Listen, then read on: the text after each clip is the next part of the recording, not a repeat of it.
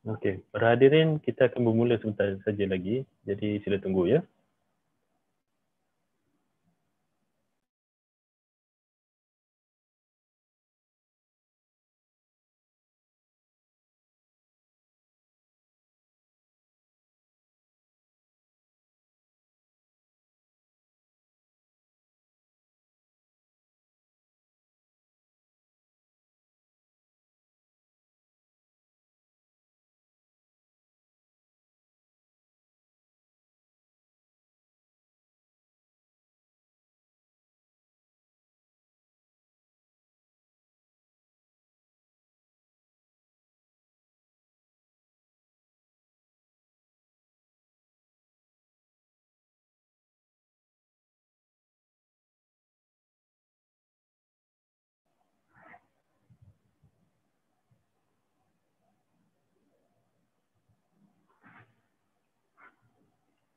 Assalamualaikum dan selamat petang kepada para hadirin sekalian.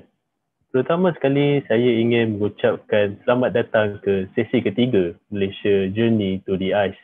Perspektif belia terhadap perubahan iklim dan pencairan ais di wilayah polar.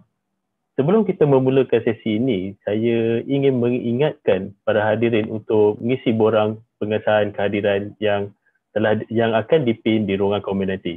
Ini untuk memastikan yang anda akan mendapat sijil yang akan kita berikan nanti. Selain itu, jika para hadirin ada sebarang komen atau pandangan, bolehlah tulis di ruangan komen yang disediakan. Sebelum saya memperkenalkan tetamu kita pada hari ini, saya ingin memberi sedikit pengenalan berkenaan topik yang akan kita bincangkan pada hari ini. Definisi perubahan iklim adalah perubahan suhu dan cuaca dalam jangka masa yang panjang di suatu tempat. Kini kita boleh lihat di berita-berita, di Facebook, di Instagram tentang kesan perubahan iklim ini. Antaranya yang boleh kita lihat adalah dari segi peningkatan suhu global, kenaikan paras laut dan pencairan ais di wilayah polar seperti di Greenland, Antartik dan Arktik. Macam kita hari ini pun kita boleh mula rasa keadaan suhu yang semakin panas. Adakah ini disebabkan peningkatan, adakah ini disebabkan perubahan iklim? Itu yang kita akan bincangkan pada hari ini. Kesan perubahan iklim ini telah mencetuskan satu pergerakan baru di seluruh dunia dalam mengatasi masalah global ini. Kebanyakan gerakan aktivisme ini telah melibatkan pelbagai golongan terutamanya belia. Antara nama yang sering kita dengar seperti Greta Thunberg, belia daripada Sweden, beliau sering membincangkan isu-isu perubahan iklim ini. Yang menariknya, beliau bermula membincangkan tentang isu-isu ini pada usia yang agak muda. Tidak silap saya pada umur 15 tahun. Dan pada 2018, beliau telah berpeluang untuk berucap di persidangan perubahan iklim Pertubuhan Bangsa-Bangsa Bersatu, di mana beliau berucap tentang isu-isu ini kepada pemimpin-pemimpin dunia pada masa itu. Menurut laporan yang dikeluarkan pada 2020 oleh United Nations Development Programme dan UNICEF Malaysia, 9 daripada 10 belia ada pengalaman terlibat dalam aktiviti yang melibatkan alam sekitar dan iklim. Sekurang-kurangnya dalam masa 3 tahun yang lepas. Ini menunjukkan bahawa belia di Malaysia juga semakin celik dan proaktif dalam isu-isu alam ini. Baiklah, tanpa melengah masa, saya ingin memperkenalkan dua tetamu jemputan kita pada hari ini. Tetamu saya yang pertama merupakan seorang alumni bagi program ekspedisi pendidikan ke wilayah Arktik di bawah program Student on Ice anjuran Yayasan Penyelidikan Antartika Sultan Mizan. Beliau turut disertai seramai lebih 180 orang pelajar dan staf sokongan dari 18 negara seperti Kanada, Amerika Syarikat, Norway dan lain-lain negara. Peserta-peserta ini terdiri daripada saintis, ahli sejarah, pencipta karya dan sebagainya. Sepanjang ekspedisi ini, beliau telah didedahkan dengan pelbagai isu kepada isu-isu semasa berkaitan benua Artik, terutamanya isu perubahan iklim, diplomasi, politik dan juga sejarah penerokan benua ini. Beliau juga berpeluang berjumpa dengan komuniti asal yang menghuni di bahagian paling utara Kanada. Sekembali je beliau dari ekspedisi ini, Aiman Haikal aktif dalam menyampaikan maklumat berkaitan isu perubahan iklim dan berkongsi pengalamannya menjalani ekspedisi ini melalui pelbagai siri ceramah dan perkongsian melalui media sosial. Kini beliau merupakan salah seorang graduan dari Universiti Teknologi Pretoria. Terima kasih Aiman kerana sudi untuk bersama kita pada hari ini. Sama. Seterusnya, tetamu kita yang kedua merupakan seorang pegawai teknikal dan penyelidik di Climate Action Malaysia atau dikenali sebagai KAMI.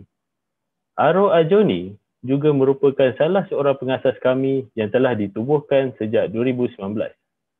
Untuk makluman semua, KAMI merupakan salah satu organisasi pergerakan iklim yang berpadukan prinsip keadilan iklim. Selain itu, mereka juga berusaha meningkatkan pemahaman masyarakat tentang impak krisis iklim kepada umum dan juga telah bekerjasama dengan pelbagai organisasi sama ada bukan dalam sekitar dan juga komuniti orang asli. Kini, Aro merupakan koordinator bagi program Weaving Hope for the Future yang akan membawa mesej-mesej keadilan iklim dalam bentuk seni dan kebudayaan oleh wanita orang asli di Semenanjung Malaysia ke COP26 di Glasgow tahun ini. Selain itu, beliau fokus kepada penghasilan mesej visual untuk memberi platform kepada suara-suara komuniti marginal seperti orang asli dalam pembentukan wacana iklim. Selamat datang dan terima kasih juga Aro kerana bersama kami pada hari ini. Terima kasih. Hai semua. Okay. Alright. Jadi untuk maklumat Aiman dan Aro, kita akan ada dua sesi sepanjang wacana ini. Sesi pertama ni lebih kepada soalan direct kepada setiap tetamu lah, kepada Aiman dan juga kepada Aro lah. Okay? Okay. Alright. Saya nak tujukan soalan yang pertama ini kepada Aiman. Sebagai berpeluang untuk menjadi salah seorang rakyat Malaysia yang dapat menjejakkan kaki di Artik merupakan satu pengalaman yang tak dapat dilupakan. Boleh Aiman berkongsi bagaimana perasaan apabila berada di sana? Okay, terima kasih Encik Amirul kerana bertanya soalan yang agak interesting. And terima kasih juga kepada Saudari Aro kerana sudi untuk berbincang tentang isu-isu ni bersama saya pada hari ini. Okey, ya betul. Alhamdulillah. Saya pada waktu itu, Form 4. Saya Form 4 yang mana saya Alhamdulillah ditaja oleh YPSM untuk pergi ke Artik under Student Ice Arctic Expedition yang mana melibatkan a few countries lah kan. And bila bercakap tentang perasaan tu, for sure gembira tu ada. Tapi time tu lots of things yang happen yang kita expect jadi macam ni tapi it happen otherwise. So perasaan tu dia bercampur bau sebenarnya. Sebab bila sampai ke situ kita kena pergi ke Greenland through a plane lah kan. Sampai ke sana and then kita kena board a cruise ship called the MS Ocean Endeavour. Tapi kalau nak pergi ke ship tu kita kena melalui satu kapal kecil dan dipanggil Zodiac. Yang mana Zodiac ni dah satu kapal mini, like a mini boat yang akan bawa kita pergi untuk on-ground activities. Macam kita nak pergi ke Kangerlussuaq ke, kita nak pergi ke Nunavut ke, ataupun kita nak pergi ke the second largest ice cap in the world, such as Kangerlussuaq. Contohnya, okay. So, tapi bila saya sampai je kat sana, pelik sebenarnya. Sebab it's supposed to be cold, right? For sure, memanglah sejuk. Tapi sampai ke sana saya rasa panas sebab matahari tu sampai kat muka, dia panas dia lain macam tau. Dia bukan panas macam Malaysia. And then I asked the people around there lah, kenapa panas macam ni? Sepatutnya kita rasa sejuk lah, even though panas tu taklah sepanas yang kita expect di Malaysia. Sebab Malaysia ni kat khatulistiwa. Kalau kat northern region tu kita expect sejuk lah kan. And then they say that the temperature there increases 2 times from 2000 tahun 2000 sehinggalah sekarang pada tahun 2018 pada waktu itu dia meningkat sebanyak 2 kali ganda. Imagine. And then on that time dia orang juga bagi tahu yang suhu Arktik pernah bercecah lebih panas daripada mana-mana region dekat planet bumi ni. So cuba bayangkan bagaimana yang satu kawasan yang berada dekat di hujung sana boleh affected sampaikan suhu dia boleh jadi lebih daripada kawasan-kawasan yang sepatutnya lebih panas. And then so pada waktu itu perasaan tu dia rasa macam lain macam tau. Kita rasa macam I expect it to be like a vacation punya expedition tau tak? Macam learning, happy. Tapi instead dia rasa macam awal-awal dah rasa macam kita as a youth yang kurang faham lagi tentang ini. Kita macam still learning. Kita rasa terkejut tau. Macam ni rupanya how exactly global warming it's all about. Sebab kita duduk kat Malaysia, duduk kat rumah, belajar, duduk kat aircon kan. Tapi kalau duduk kat sana, it directly impact. And then bila berada dekat sana, satu lagi kita jumpa dengan indigenous people. Indigenous people kat sana kita panggil Inuit people. And then Inuit people kat sana memang interesting sebab dia cerita tentang kegiatan dia, tapi kita kena ingat tau, orang indigenous kat sana tak macam indigenous yang biasa-biasa. Saya pergi kat sana, ada satu kedai runcit. Pergi-pergi, kebiasaannya kedai runcit kat Malaysia jual rokok, jual makanan ringan kan. Tapi kat sana jual iPhone. Faham tak? Jadi jangan expect orang indigenous kat sana tu dia biasa-biasa. Tak, dia macam kita juga. Cuma yang jadi satu isunya sekarang ni, some of them still macam dia punya source of income tu salah satunya adalah melalui kegiatan-kegiatan seperti memancing, kegiatan-kegiatan seperti menggunakan haiwan-haiwan sebagai source of income. Tetapi bila jadinya climate change ni, dia cerita kepada saya berlakunya perkara-perkara seperti pemusnahan habitat ataupun contohnya macam air yang acidification of the ocean and so on. So that kind of things impact them. So dia macam from happy to jadi macam berdebar tau. So macam the climate change is real. And kita yang berada dekat Malaysia ni tak rasa sebenarnya benda tu. Even though kita kata panas apa, tapi we don't really understand the inner side of this problem sebenarnya. Jadi untuk understand, sebab kita pernah dengar kan, in order to defeat the enemy, we need to be their own closest friend. Kita kena dalami, kita kena fahami. And then alhamdulillah, just bila saya berada kat sana memang perasaan bercampur bau. Kita macam ni And then kita rasa macam rupanya apa yang kita rasa kat Malaysia ni, kita berada dalam keadaan yang sangat-sangat selesa sebenarnya. Sangat-sangat selesa sebab kita tak sedar ya bumi sekarang ni berada dalam bahaya. Itulah antara perasaan-perasaan. Satu kata je, memang bercampur bau. Bercampur bau. Saya pun terkejut juga bila dengar orang Inuit dekat sana pun dia jual iPhone. Oh wow. Dia kira agak moden lah komuniti dekat sana ya. Kita boleh katakan macam tu. Okay. Walaupun dekat kawasan Arktik, Aiman tadi kata dikelilingi dengan salji apa semua kan. Tapi masih panas dekat sana Yes, betul. I see. Okay. Dan saya rasa macam dekat Arktik ni kita boleh nampaklah kesan-kesan perubahan iklim yang secara real lah kita boleh nampak terjadi dekat sana kan. Ya. Jadi pada pendapat Aiman, sepanjang tempoh perjalanan dekat sana boleh nampak dengan kesan-kesan dia, impact perubahan iklim yang terjadi ni kan. Apa pengajaran yang rasa Aiman perolehi semasa dekat sana? Hasil daripada ekspedisi ni lah. Okay, terima kasih. Okay, first thing bila kita bercakap tentang pengajaran ni, saya beritahu dulu lah explain sikit pasal apa sebenarnya apa orang kata kesan secara live, apa yang saya nampak sebenarnya kat sana yang menyebabkan persepsi saya terhadap climate change ni berubah 180 darjah. Di mana first thing ialah bila sampai kat sana saya kena board Zodiac. Okay, Zodiac ni macam saya beritahu tadi adalah satu boat kecil.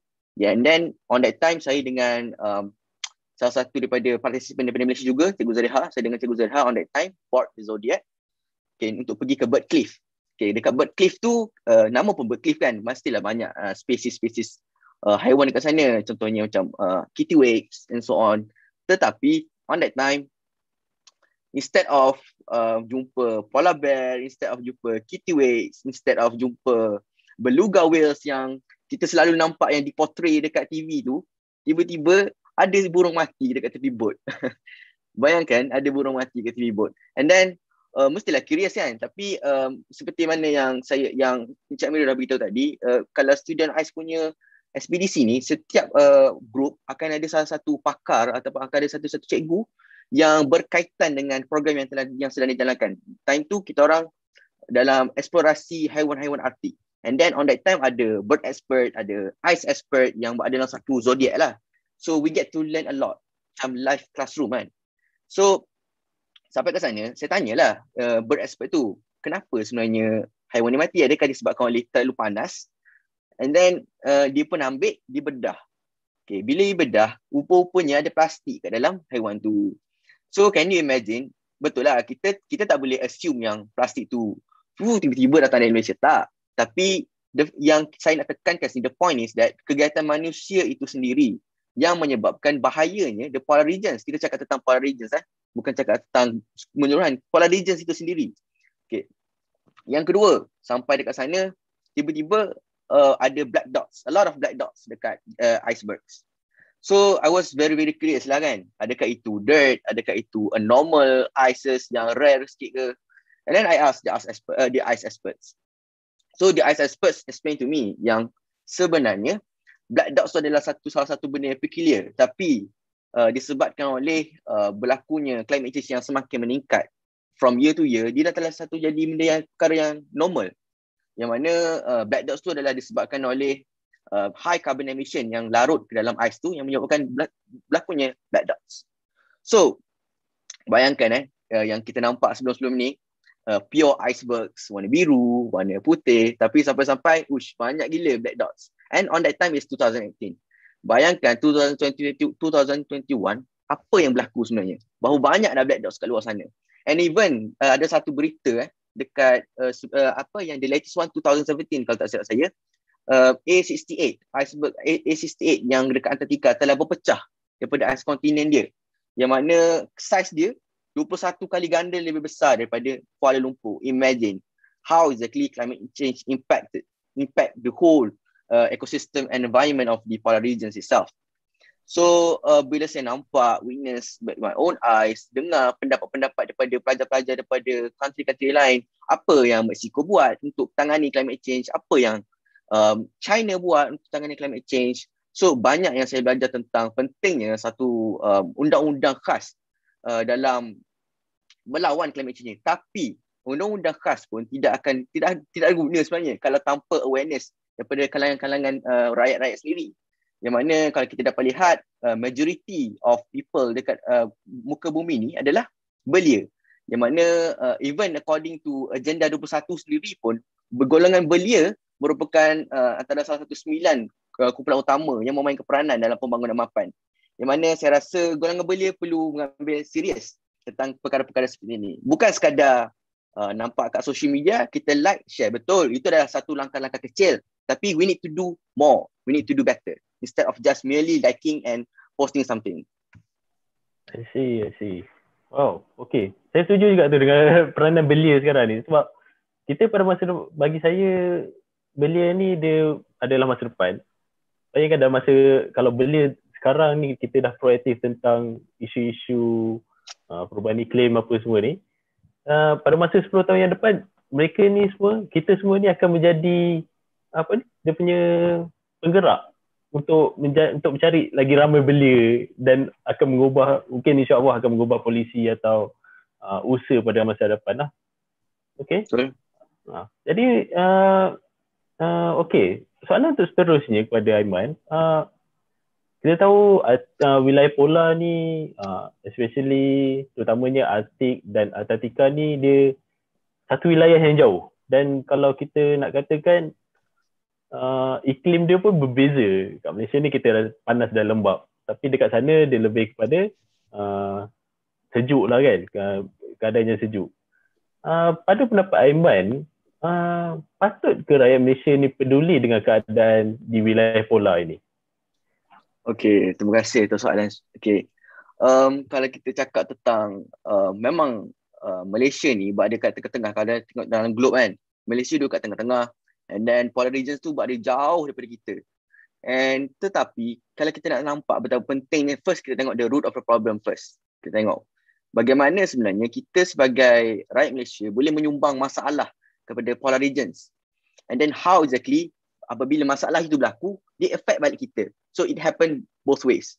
So kalau kita tengok kepada impak yang berlaku terhadap Malaysia, first kita boleh nampak dari segi ekonomi Malaysia sendiri yang mana highly impacted due to the climate change. First, kita dapat nampak Penang telah mengeluarkan sejumlah wang about 1.17 million untuk memberi bantuan kepada mangsa-mangsa banjir, mangsa-mangsa farmer yang terlibat dengan kejadian banjir. Yang juga banjir itu kita dapat tahu extreme weather yang berlaku ni adalah disebabkan oleh climate change. Second, kita boleh nampak juga antara yang berlaku ialah 33.4 million of ringgit yang dikeluarkan oleh kerajaan untuk membantu untuk menaikkan infrastruktur balik yang rosak disebabkan oleh flood. So bayangkan tu kalau kita nampak dari segi fizikal lah, sebab kalau cara jujur kita cakap cara jujur, memang kalau kita nak cakap dari segi government, kalau kita nak tackle government punya interest, kita kena tackle melalui cost. So kalau cost melibatkan cost, government akan cuba selesaikan benda itu untuk mengurangkan cost. So itu antara impact climate change itu sendiri yang ke arah kerajaan Malaysia lah dari segi ekonomi. Okey, itu dari satu. Yang kedua, kalau kita dapat lihat Malaysia sendiri, antara benda-benda yang Malaysia telah implement yang saya boleh puji adalah dasar perubahan iklim negara. Yang mana dasar perubahan iklim negara ni adalah salah satu dasar yang cuba dijadikan sebagai satu panduan untuk integrate between pembangunan negara selari dengan apa yang berlaku sekarang ni, which is climate change lah. And then from that, there's two particular things happen, which is adaptation, mitigation, and etc. kan. So bagus, banyak benda yang berlaku. Adaptation dari segi pembangunan, low carbon technology, low carbon economy yang berlaku dekat Malaysia ni banyak sebenarnya. Tapi itu itu adalah salah satu cara untuk kita Malaysia adapt, bukan untuk solve problems yang berada dekat polar regions tu. Sebab according to the United Nations itself memberitahu bahawa majority of the faktor dominan yang menyebabkan climate change ini adalah kegiatan manusia.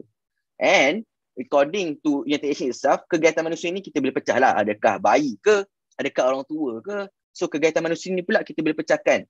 And then so golongan yang dominan yang menyumbang ke arah climate change adalah golongan belia. Unfortunately, golongan belia. Kita sebagai pengguna social media, kita sebagai orang yang celik lah orang katakan dengan IT, tetapi merupakan salah satu penyumbang besar. And then Malaysia tidak terkecuali. Malaysia tidak terkecuali merupakan salah satu penyumbang. So that is why we as a Malaysian, satu, kita kena ingat yang climate change ni dia boleh affect ekonomi. And kita juga merana kalau ekonomi Malaysia ni jatuh sebenarnya. Second, dia kalau kita tengok tu, kalau kita lihat dari segi sudut ekonomi, kalau kita lihat dari sudut impact physically towards kita, dia akan impact dari segi the weather itself, flood, dia akan menyebabkan kerosakan infrastruktur, dia akan menyebabkan ramai orang rugi. Kalau bukan kita, orang lain. So we need to think about everyone else also. Tu antara hujah-hujah yang boleh kita gunalah untuk menyokong kenapa sebenarnya rakyat Malaysia ni kita kena peduli tentang polar regions ni. I see. Okey, terima kasih Aiman. Saya bersetuju dengan Aiman punya pendapat tu. Sebelum ni pun kita webinar yang telah kita jalankan sebelum ini, kita telah menjemputkan beberapa profesor daripada universiti-universiti tempatan lah. Dan salah satunya perubahan iklim ni dia boleh efek dari segi kesihatan, di mana bila cuaca panas, kita akan ada lagi banyak kes-kes denggi di Malaysia ni. Jadi some of it ada yang ada satu masa ni dia bila musim panas je ramailah orang pergi masuk hospital semua, kena denggi semua tu. Jadi itulah, walaupun wilayah polar ni kita rasa jauh, tapi masih ada connection dengan kita semua ya. Okey, jadi saya nak beralih kepada tetamu kita yang kedua, Aro Ajuni. Okey. Cik Aro. Cik Aro pula. Okey, saya faham yang Cik Aro merupakan graduan daripada Universiti Teknologi Malaysia di dalam bidang computer science. Tetapi macam kita lihat sekarang ni, Arul lebih berminat dan suka memperjuangkan isu-isu perubahan iklim ni. Jadi soalan saya, sejak bila dan kenapa Arul berminat untuk terlibat dalam memperjuangkan isu global ini? So saya start berminat dan tahulah tentang isu krisis iklim ni masa study diploma sejak 2 tahun lepas. So sekitar 2019, akhir 2018 macam tu. So kalau orang cakap saya nak expert pun, saya bukan expert. Cuma saya baru belajar dan masih belajar lagi lah setiap hari. So sejak 2 tahun lepas tu lah saya dapat kesedaran tersebut. Saya mula sedar tentang semua benda yang kita buat, dia ada impact terhadap alam sekitar. Terutamanya dalam pembebasan karbon dioksida. So semua benda yang kita buat, kita guna elektrik ke, kita guna plastik, kita makan, semua benda ada impact dia. So bila saya mula sedar benda tu, saya rasa macam first kali ialah ketakutan, of course, sebab rasa macam kita ni satu beban dekat bumi ni.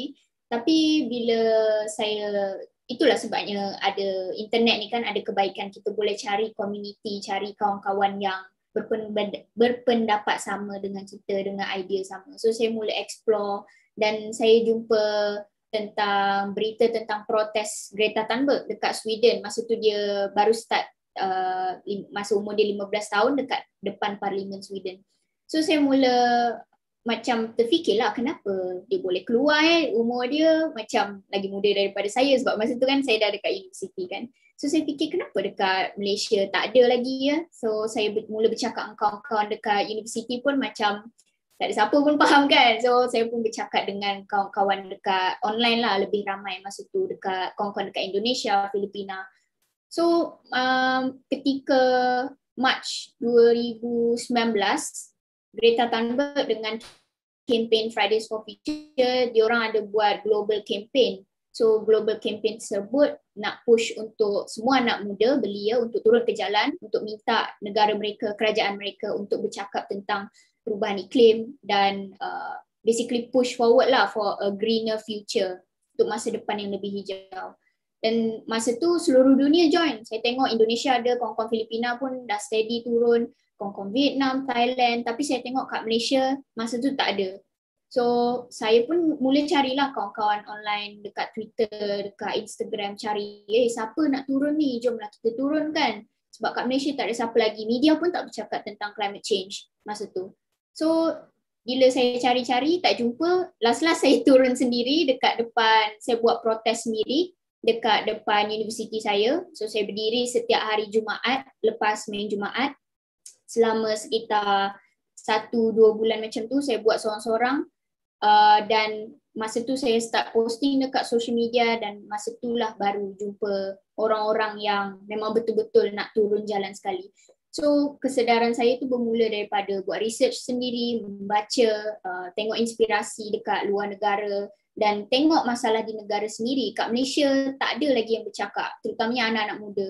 So masa tu barulah saya sedar, saya mulalah organize untuk protes, buat protes sendiri. Sebab saya rasa benda protes ni tak mestinya benda pertama yang kita kena buat sebagai kalau kita baru nak mula aktivisme. Tapi ia adalah tools yang baik kalau kita nak push forward for something, nak tunjuk dekat orang, nak tingkatkan kesedaran, nak spread the news, posting on social media. Itu adalah teknik yang baik. So sejak protes tersebut saya buat sendiri. Saya jumpa kawan-kawan lain dekat seluruh Malaysia dan inilah jadi terbentuknya sekarang Klima Action Malaysia. Wow, menarik betul perjalanan dalam memperjuangkan isu-isu perubahan iklim ni. So jadi itulah macam dia, some say that it take an individual work to get it started. And so tak semestinya kita kena panggil, kita kena ada 10 orang baru kita nak start lah kan. Kalau kita rasa macam kita mampu, saya rasa macam effort ni bukan nak kena tunggu orang. Effort ni sebab kita sebagai manusia, kita kena ambil tindakan sendirilah. Kan? Okay. Okay, so jadi kita ke soalan yang kedua. Sepanjang Aru berkecimpung dalam bidang perubahan iklim ni, apa cabaran yang sering dihadapi oleh Aru, atau maybe cabaran atau pengajaran lah, kalau kita boleh katakan kat sini lah, yang mungkin Aru boleh berkongsi. So sekarang ni disebabkan COVID, kan kita semua duduk dekat rumah. So kerja saya dan kerja Climate Action Malaysia memang kita orang fokus meningkatkan kesedaran, advokasi, buat projek yang semuanya basically online lah sekarang ni kan. Tapi kalau selalunya sebelum ada COVID, kami memang aktif dekat jalan lah. Kami akan turun dekat jalan protes, kami bercakap dengan community, kami buat bercakap tentang perubahan iklim melalui pelbagai medium, contohnya melalui film screening, melalui art jam, melalui muzik, macam-macam lah, teater, dan kami cuba nak bukan sahaja komuniti orang-orang yang tahu tentang perubahan iklim atau isu alam sekitar, tapi juga komuniti seni ataupun komuniti lain yang sebelum ni mungkin tak pernah dengar pun tentang perubahan iklim. So sekarang ni sebab COVID, kita orang memang fokus online je lah. Dan kalau bercakap tentang cabaran, masa saya first start dulu seorang-seorang, cabaran yang paling besar ialah menghadapi authority lah, menghadapi polis. Sebab saya protes, ketika saya protes seorang-seorang, saya sentiasa diintimidasi oleh authority dari universiti, dari polis. Halau tu, kena halau dah biasa, kena ubut dah biasa. Dan pattern ini berterusan sehingga saya dah ada kumpulan sendiri, dah ada Climate Action Malaysia. Kami masih lagi menghadapi intimidasi macam di tengah jalan ketika protes. So benda ini memang berterusan. Itu adalah salah satu cabaran yang saya rasa semua kumpulan civil society lalui lah, bukan saja kumpulan kami. Dan cabaran lain saya rasa ialah belajar tentang perubahan iklim tersebut. Ketika kita mula belajar tentang perubahan iklim, dia akan ada satu learning curve di mana pada satu tahap tu kita rasa macam kita tak tahu apa langsung. So semua orang yang belajar tentang perubahan iklim ataupun apa-apa ilmu lah, dia akan menghadapi satu tahap tu di mana dia rasa dia tak tahu semua benda.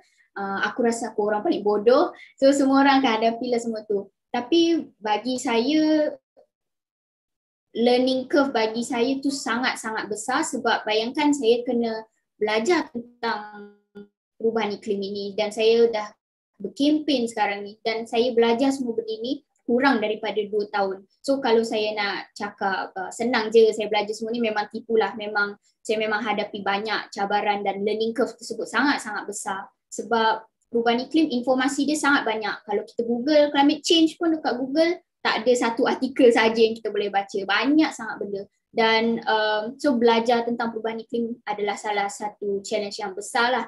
Dan challenge itu kemudian lebih mencabar lagi ketika saya kena bercakap dengan orang tentang perubahan iklim. Contohnya macam dalam webinar ni, dan kami juga selalu buat workshop dengan pelajar-pelajar sekolah. So macam mana bayangkan kita nak komunikasikan benda yang sangat kompleks kepada basic. Sebab kalau kita nak ubahkan informasi yang kompleks tersebut kepada something yang basic, banyak informasi akan hilang along the way. So itu adalah salah satu cabarannya lah. Macam mana kita nak communicate climate change dan pada masa sama orang tergerak untuk bertindak. Kerana kita boleh je duduk dekat webinar, duduk dekat ceramah, dengar berapa jam tentang climate change. Tapi apa yang boleh membuatkan orang untuk bertindak dan rasa macam climate change ni adalah sebahagian daripada hidup di Malaysia, bukan saja kawan-kawan dekat Eropah ataupun kawan-kawan yang duduk dekat kawasan polar, tapi juga berlaku dekat Malaysia dan Asia Tenggara. Macam mana kita nak bagi orang relate dan sedar? Itu adalah saya rasa 3 cabaran yang paling besar lah. Betul-betul, saya setuju dengan tu. Lalu je bila kita nak cakap pasal perubahan ni, dia melibatkan peribadi orang tu sendiri kan. Maksudnya kalau kita cakap pasal isu climate change, okay, apa kena-kena dengan aku, apa yang akan impact aku kan. So saya rasa that gap, jarak antara pemahaman antara manusia dengan satu isu tu perlu dirapatkan supaya dia macam faham, hari ni sebagai contoh kita makan, kita bungkus makanan kan, lepas tu buat plastik tu kan, kita makan kan. Lepas tu benda tu simple je kan. Jadi kita macam makan, bungkus, lepas tu buang. Kita fikir macam tu. Kita tak fikir, lepas buang apa jadikan sampah ni kan. Jadi benda-benda yang macam ni yang kita rasa macam dia tak ada, dia ada gap antara manusia dengan certain isu ni lah. Okay. Jadi untuk soalan yang seterusnya, kita boleh berdasarkan pemerhatian saya lah, saya rasa isu perubahan iklim ni, pemahaman rakyat Malaysia tentang isu perubahan iklim ni dia masih singkat di antara rakyat Malaysia ni. Pada pendapat Arum, macam mana kita nak menggalakkan rakyat kita ni terus sedar tentang isu-isu ni? Macam saya katakan tadi, itulah dia ada gap antara isu dan juga manusia ni. Jadi macam mana kita nak bagi rakyat Malaysia ni dia lebih aware dan juga proaktif nak pasal isu ni?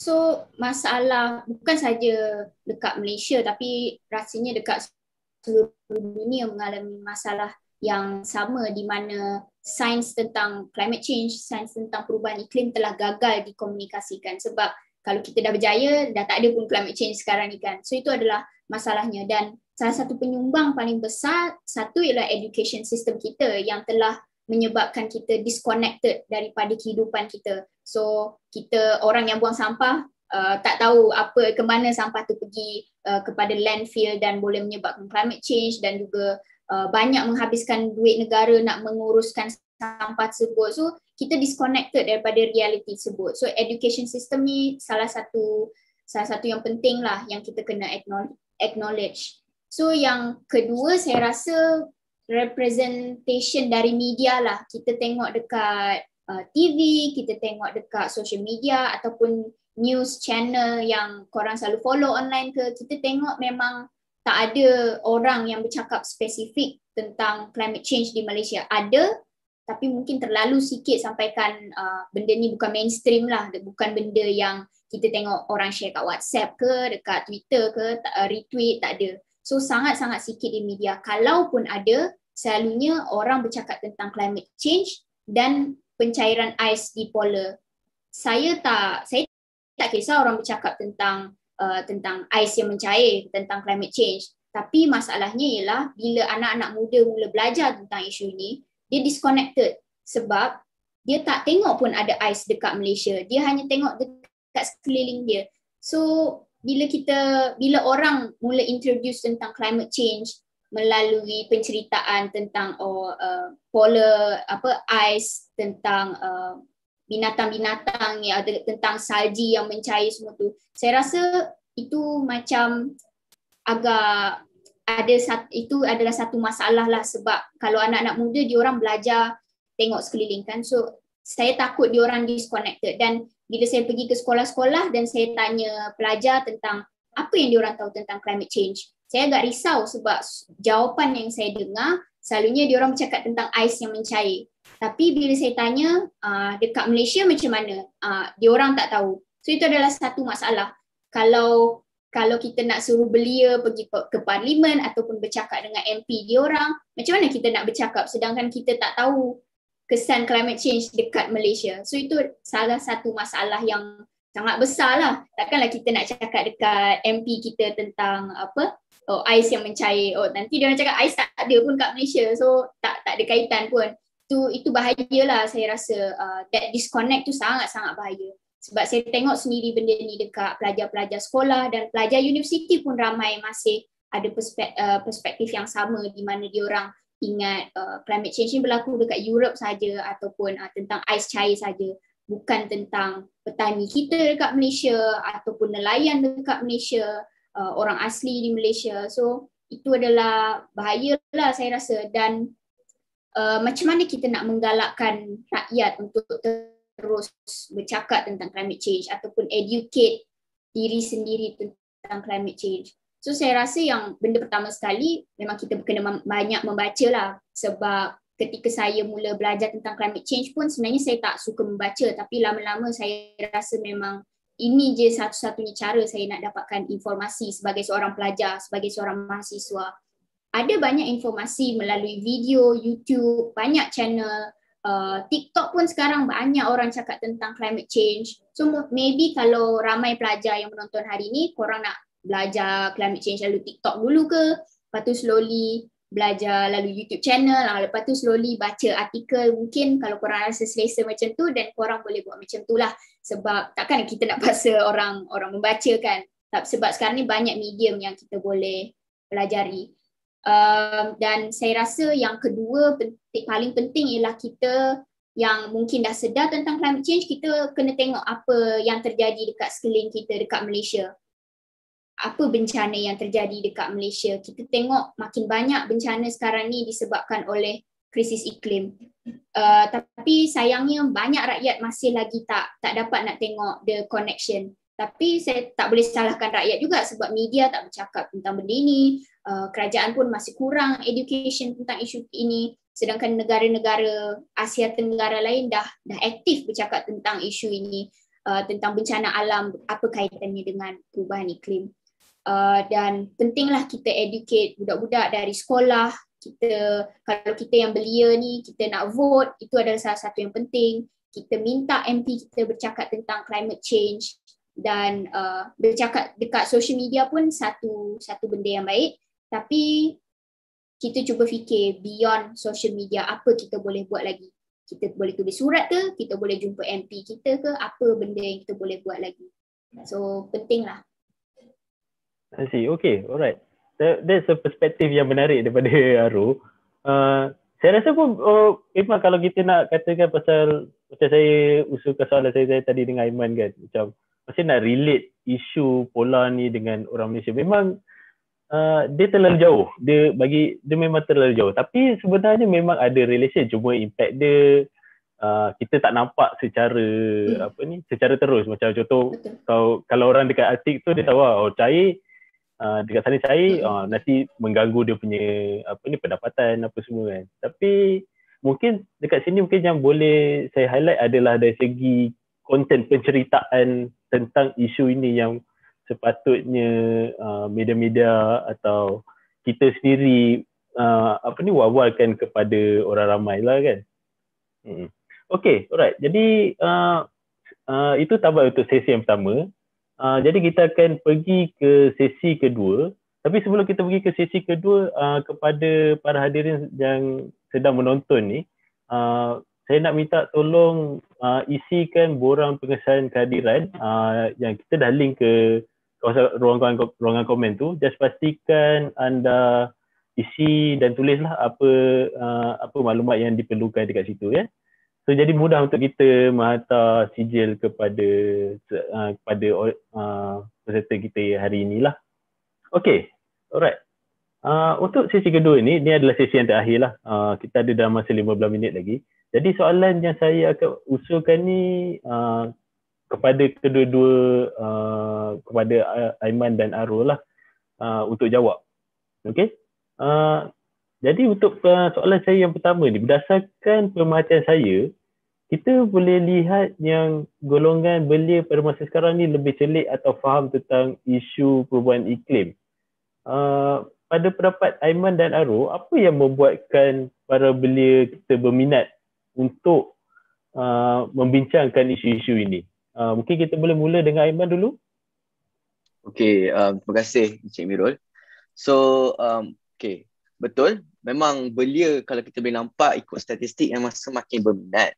Tetapi orang kata minat tu tak selari dengan tindakan sebenarnya. Sebab even according to the data itself, memang belia merupakan salah satu golongan yang menyumbang directly ke arah climate change itu sendiri. So sebab tu saya kata awareness itu sendiri tak cukup sebenarnya untuk kita expose. Disebabkan oleh a few factors lah seperti mana yang diterangkan oleh Aro sendiri tadi. And then so the reason is why, because saya bagi satu analogi mudah untuk yang kita faham kenapa sebenarnya awareness ni tak cukup lagi kepada golongan belia. First, CA telah patahkan hati CB. Contohnya CA telah patahkan hati CB. And then CB yang akan diwawarkan di media ataupun yang akan di-acknowledge oleh the person surrounding that particular person adalah sama ada CB dikhianati CA ataupun CB curang kepada CA and then CA patahkan hati CB. Kind of like that lah. So itu yang itu pain points yang akan di-acknowledge oleh person sekeliling dia. Tapi yang sebenarnya yang kita tak tahu ataupun yang kita tak acknowledge adalah apa sebenarnya yang dia dah alami oleh CB tu. Depression, anxiety, ataupun heartbreak ataupun benda-benda macam itulah. Okay. So apa sebenarnya the mechanism atau the process yang perlu dilalui oleh si A dan si B untuk berlakunya problem tersebut yang tidak di-acknowledge oleh masyarakat.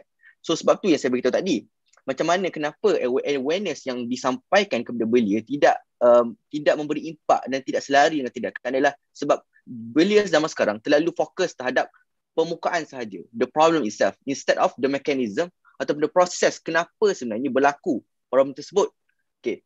So seperti mana yang Arul beritahu juga tadi, sebab media zaman sekarang mostly diorang fokus terhadap dia punya title itu sendiri, tidak selari dengan apa sebenarnya berlaku.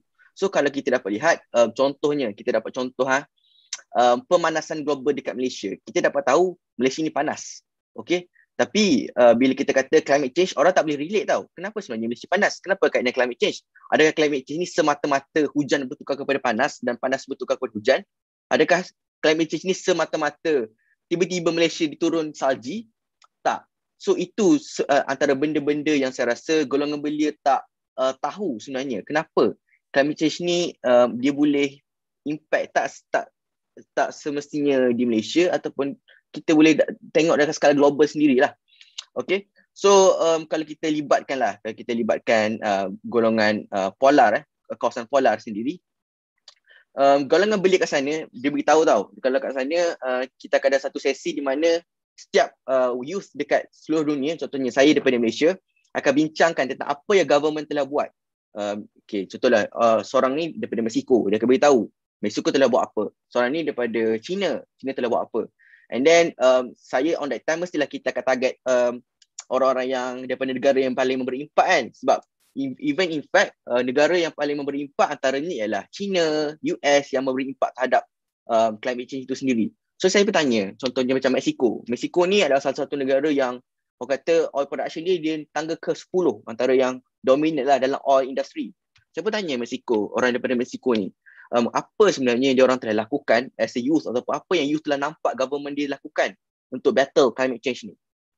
And then dia orang jawab yang untuk climate change negara dia telah lakukan contohnya macam dia orang telah highly impacted tau, highly impacted macam Malaysia, highly impacted. And then instead of dia solve the problem, dia adapt dengan membuat sifat keterbukaan untuk menggalakkan orang luar membeli oil mereka. So the cycle goes on tau. The cycle goes on. The kerajaan zaman sekarang, bukan kita put politik aside, kita just in general. Okay, zaman sekarang action yang telah dilakukan adalah semata-mata untuk kita menyesuaikan diri, semata-mata untuk kita survive pada zaman kini. Sedangkan even climate change itu sendiri, definisi climate change itu sendiri adalah melibatkan purata pada jangka masa panjang, by average 30 years and above. So kita tak boleh expect dengan hanya sifat-sifat, dengan hanya action zaman sekarang, dengan hanya dasar, contohnya macam Malaysia, dasar keterbukaan, dasar perubahan iklim negara, dengan hanya dasar-dasar tersebut, kita boleh survive pada masa 30 tahun akan datang. So that's why kita as a belia yang mempunyai 3 fungsi. Kita as a belia ada 3 fungsi. First, reproduction. Third, protection. And second, protection. And third one is the growth. So in terms of reproduction, kita sebagai belia, kita akan menggantikan pemimpin-pemimpin yang akan datang. So kita seperti mana yang Arul beritahu tadi, kita kena fikir idea yang lebih baik daripada semata-mata tengok media sahaja. Sebab kita tahu media ni tidak semua betul sebenarnya. Kita sendiri sebagai belia, walaupun kita malas, terpaksa ballot page yang lebih daripada 3 muka surat. Even saya sendiri malas sebenarnya. Tapi what happened in the Arctic when I experienced there, really macam eye-opening lah kan. Sebab kita boleh nampak, kalau kita malas untuk bertindak, siapa lagi nak bertindak? Takkan kita nak point out je, awaklah bertindak, awaklah bertindak, awaklah bertindak. At the end of the day, tak ada siapa yang bertindak. Second, in terms of protection, kita yang sendiri yang akan dari kita. Kita jangan expect, kita jangan think within this 10 years range of time. Kita kena think beyond. So since climate change ni semakin lama semakin bahaya sebenarnya, and even kalau kita tengok dekat Malaysia sendiri, it affects economically, it affects in terms of the infrastructure, flood and so on. So that is why we as a youth, kita kena be the protector of the country. And the last but not least is the growth itself, for sure. kita nak pastikan negara kita develop economically. Kita nak pastikan negara kita develop membangun. Tapi adakah negara kita punya prinsip pembangunan itu selari dengan masalah yang dihadapi sekarang? Takkanlah sekadar membangunkan pembangunan yang, takkanlah sekadar low carbon economy, takkanlah sekadar low carbon teknologi dapat membantu menyelesaikan masalah di luar sana. Tak. So we need to do beyond that. Okay. Aro, apa pendapat anda? Apa pendapat Aro? So kalau bercakap tentang macam mana nak bagi belia lebih memahami isu perubahan iklim ni, sebab saya bekerja dengan 95% daripada ahli kami memang semua pelajar dan kebanyakannya wanita, dan saya kalau in my personally dalam friend group saya memang saya lepak dengan 50% kawan-kawan yang sangat-sangat peduli dan 50% kawan-kawan yang memang tak peduli langsung, tak kisahlah. So saya dapat tengok memang ada perbezaan tersebut. Tapi bila saya bercakap dengan belia yang ada harapan, yang tahu tentang apa yang terjadi sekarang ni, saya tengok memang mereka sangat motivated dan mereka memang tukarkan mereka punya tulisan dekat social media tu menjadi tindakan yang betul. So ramai saya tengok, makin ramai sekarang ni saya tengok yang buat benda tersebut. Dan kalau pergi panel pun ramai belia akan tanya apa dia orang boleh buat selepas ini, apa yang dia orang boleh buat next step. So soalan tersebut baguslah. Maksudnya belia memang dia orang nak take the next step, nak buat something dan buat something yang boleh bawa perubahan lah. Dan kalau bercakap tentang tanggungjawab, tentang siapa yang kena, adakah ini semua, sebab sekarang ni rasa macam isu perubahan iklim ni telah diletakkan di atas bahu belia. Kita kena clean up this mess, kita kena bersihkan semua benda-benda kotor yang ada dekat generasi kita sekarang ini. Kita kena stop climate change, kita kena cari kerja, kita kena study, kita kena COVID sekarang ni. Rasa macam semua benda dekat bahu kita tau. Dan ramai orang dia akan point fingers, generasi lama, generasi baru kena bertanggungjawab. Tapi saya rasa yang paling penting sekarang ni memang kita kena ada kerjasama intergenerational lah. Maksudnya orang yang jadi generasi lama bagi advice, memberi support kepada generasi kita sekarang ini, generasi yang baru, dan bekerjasama macam mana kita nak keluar dari semua masalah-masalah ini dan mungkin harapannya future kita lebih baik. Dan ini termasuk isu perubahan iklim juga. Dan betul macam tadi Aiman cakap, memang media kita sekarang ni dah mula slowly ramai orang bercakap tentang climate change. Dekat Malaysia pun for the past 1 year saya dah memang ramai tengok dekat Twitter bercakap tentang isu ini. Tapi masih kurang lagi, cuma dah slowly meningkat. Dan social media memang banyak contribute in that. Tapi kita belum tahulah kalau action dekat social media tu adakah dapat bertukar menjadi real action dekat tengah jalan ataupun on the ground action. So itu kita tak tahu. Dan saya rasa juga belia kita lah menggunakan tools yang kita ada. So content creators ataupun scientists sekarang ni diorang menggunakan social media untuk bercakap dengan orang-orang biasa. Kita ni yang mungkin tak pernah buat kajian pun langsung pasal climate change, tapi kita tengok saintis sekarang ni mula buat Twitter lah, buat YouTube video lah untuk communicate isu ini. So itu sangat penting lah, dan saya rasa ini menyebabkan belia macam mula orang tak kata peduli tapi mungkin sedar ada something. Contohnya macam climate change ni ada tapi we're not sure what we're going to do about it yet. Dan banyak belia tertarik sebab mereka tahu yang climate change ini akan efek masa depan kita. Dan saya rasa itu adalah salah satu motivator paling besar lah. Kalau tanya mana-mana belia, aktivis, dia orang rasa macam it will affect our future. Takkanlah kita tak buat something. At least benda paling sikit pun kita buat, boleh share dekat social media, educate our family, educate our friends. Dan saya rasa berkaitan dengan adaptasi tadi yang Aiman ada cakap, adaptasi Malaysia terhadap climate change pun saya rasa masih sangat rendah. Mungkin ramai orang tak sedar kita banyak habiskan duit untuk adapt dengan climate change, dengan banjir. Berbilion-bilion ringgit dah kita habiskan sejak beberapa tahun ini untuk adapt dengan semua bencana ni. Dan dekat level masyarakat biasa pun kita masih tak sedar lagi benda ni. Dan saya rasa benda-benda macam ni kita kena communicate lah. Masyarakat sivil ada tanggungjawab, kerajaan ada tanggungjawab untuk communicate benda ni kepada public. Dan saya rasa paling penting sekali belia kena tahu ialah individual action penting, tapi bukan itu sahaja. Banyak lagi benda kita boleh buat. Kita boleh, macam saya cakap tadi, tuntut daripada MP kita, bercakap dengan MP kita, dan push the higher ups lah basically untuk buat something. So bukan saja on individual level. Okay, perkongsian yang menarik daripada Aiman dengan Aro. Bagi saya, bila kita cakap pasal perubahan iklim ni, dia macam sesuatu isu yang depressing kan. So kadang-kadang dia bila fikir kita tengok apa ni banjir, pasal kesian orang ni, rumah dia macam ni apa semua. Jadi dia rasakan macam kita tengok perubahan iklim dia lebih kepada macam lebih kepada kesan. Mungkin sepatutnya naratif yang kita patut provide kepada orang umum ni mungkin lebih kepada macam mana kita boleh combat benda ni. That start daripada individual kan. Daripada dari segi macam contoh apa yang saya boleh buat untuk combat masalah perubahan iklim ni. Okey. Kita ada beberapa masa sikit lagi. Ada pertanyaan sebenarnya daripada grup ni, tapi saya check kejap mana yang sesuai.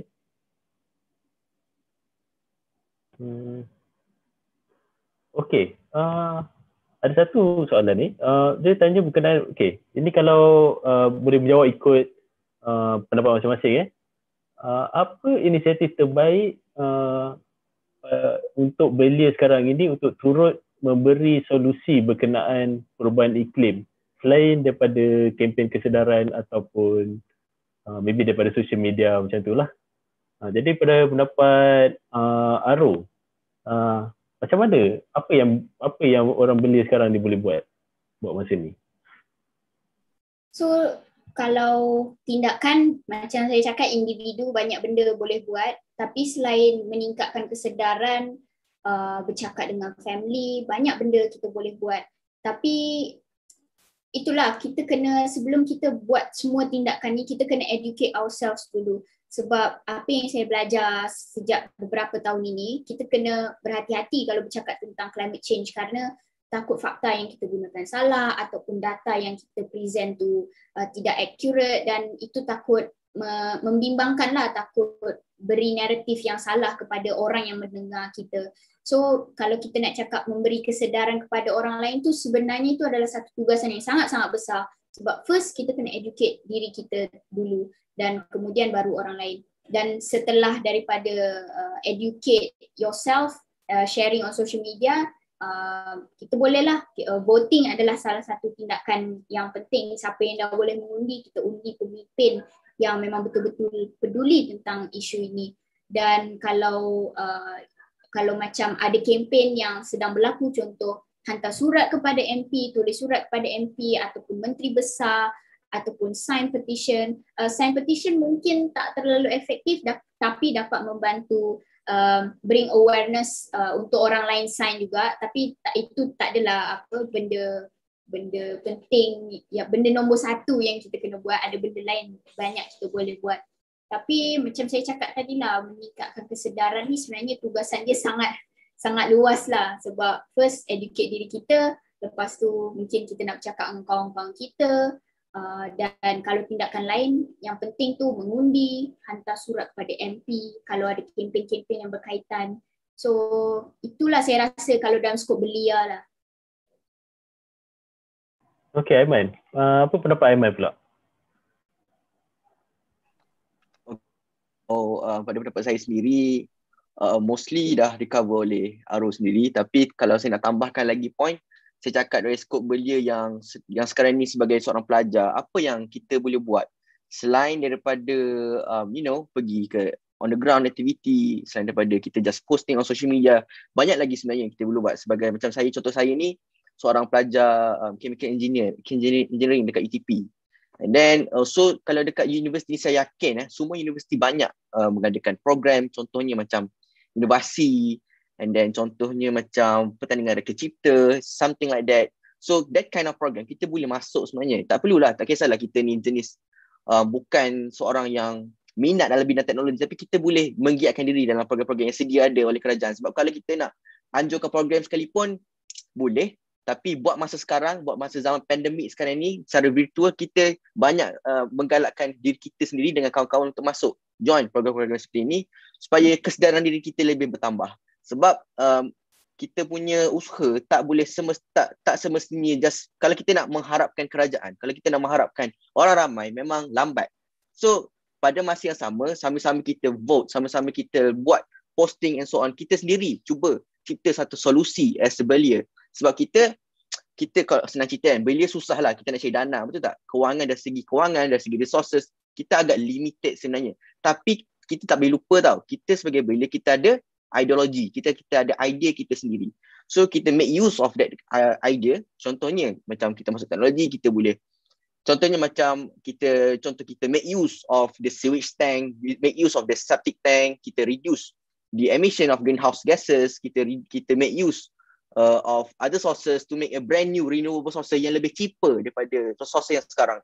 So that kind of thing yang kita boleh normalisasikan perkara yang tidak lagi dinormalisasi. Sebab kita sebelia possible tau nak buat macam tu. Sebab apa? Sebab kita belia merupakan salah satu golongan yang dominan, tak semestinya dekat negara tapi juga global.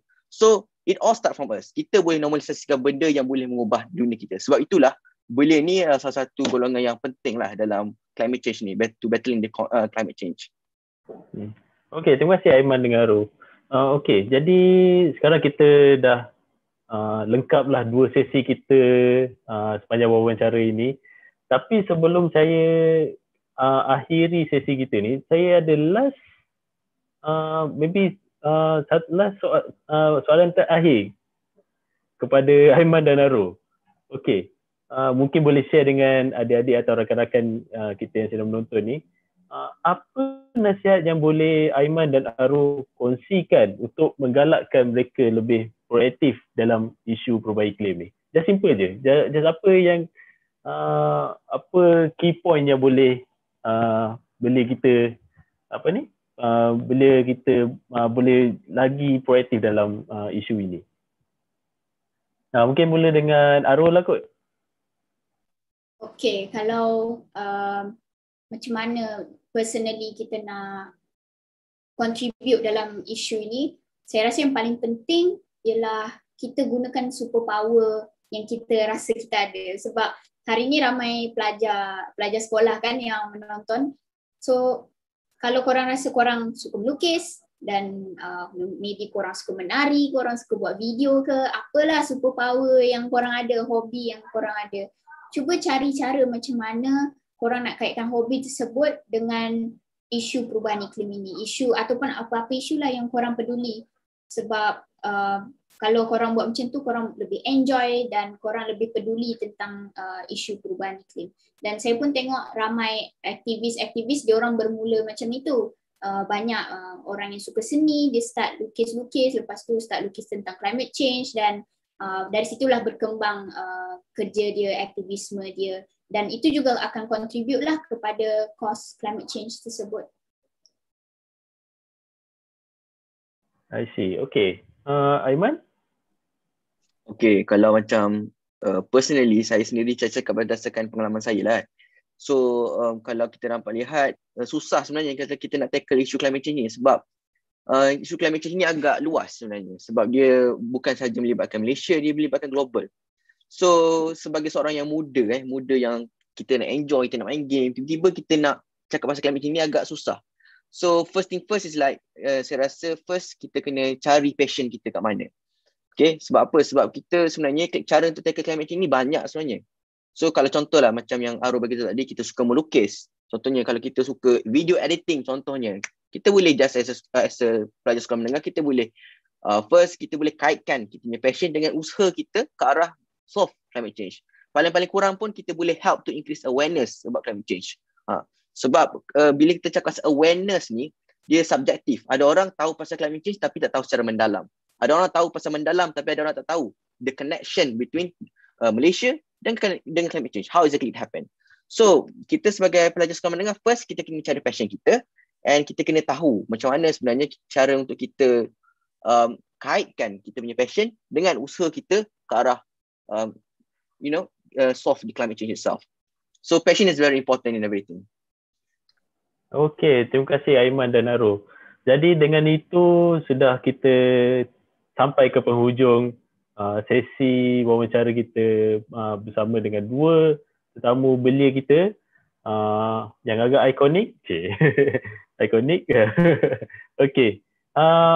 Okay, untuk para penonton semua, saya perlu ingatkan sekali lagi kalau anda belum register atau mendaftar, belum mengisi borang pengesahan kehadiran, sila berbuat sedemikian sebab kita lepas ini sebab kita akan habis sesi dan borang ini akan ditutup pada pukul 5 nanti. Jadi kepada siapa yang dah berturut beserta kami sepanjang sesi ini, kami ingin mengucapkan terima kasih. Dan juga kepada tetamu kita, tersasul dah. Kepada tetamu kita juga, saya juga ingin mengucapkan terima kasih juga kerana bersama-sama meluangkan masa pada hari inilah. Saya rasa even saya sendiri pun belajar banyak daripada kamu berdua ni, korang berdua ni kan. Jadi itulah, it's a good sharing, antara kita semua. Dan juga saya berharap juga pelajar atau penonton kita pada hari ini belajar sesuatu yang baru. Okay? Alright, so dengan itu sekian. Assalamualaikum dan selamat petang.